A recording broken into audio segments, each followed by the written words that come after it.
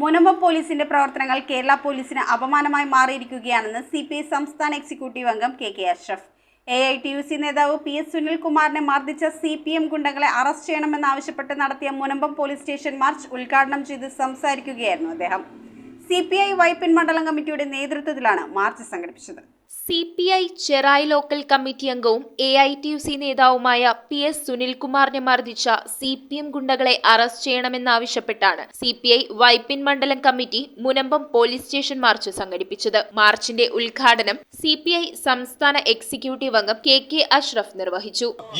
ഈ പറയുന്ന ഏരിയയ്ക്കകത്ത് CPMന്റെ area committee secretary അടക്കം ഏരിയ കമ്മിറ്റി നേതാക്കന്മാർക്കടക്കം ഈ കാര്യത്തിനകത്ത് ഉത്തമ ബോധ്യമുണ്ടെങ്കിൽ ആ കാര്യത്തിനകത്ത് അതിനെ വിലങ്ങ് തടിയായി നിൽക്കുന്ന CPM ലീഡർഷിപ്പിനെ അത് മാറ്റാൻ ആവശ്യമായ നടപടികൾ സ്വീകരിച്ച പോലീസിന് യഥാർത്ഥ പ്രതികളെ പിടിക്കാൻ ആവശ്യമായ നടപടികൾ സ്വീകരിക്കാൻ അവസരമൊരുക്കുകയാണ് ഈ പോലീസ് ചെയ്യേണ്ടത്.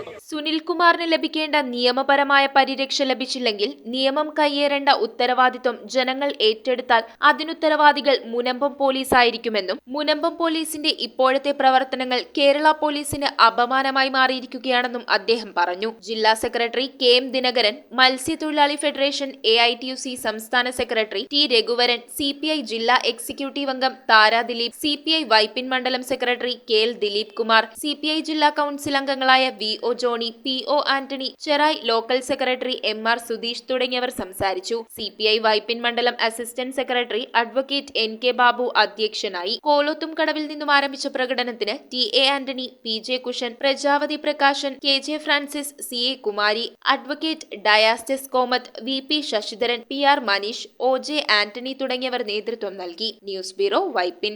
ആദ്യ കാഴ്ചയിൽ നിങ്ങളുടെ മനസ്സിൽ പതിയുന്ന ലൈറ്റ് വെയ്റ്റ് സ്വർണ്ണാഭരണങ്ങളുടെ വൈവിധ്യമാർന്ന കളക്ഷൻസ്. 250 മില്ലി മുതലുള്ള കുട്ടിവളകൾ, 1.5 ഗ്രാമിൽ തുടങ്ങുന്ന മാലകൾ, 2 ഗ്രാം മുതലുള്ള വലിയ വളകൾ. Aleena golden diamonds.